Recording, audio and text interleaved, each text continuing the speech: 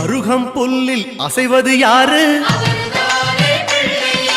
அறிவை விருத்தி செய்வது யாரு?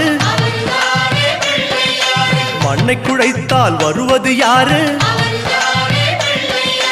மண்ணை காக்கும் சாமியும் யாரு? வெள்ளையருக்கில் உள்ளது யாரு?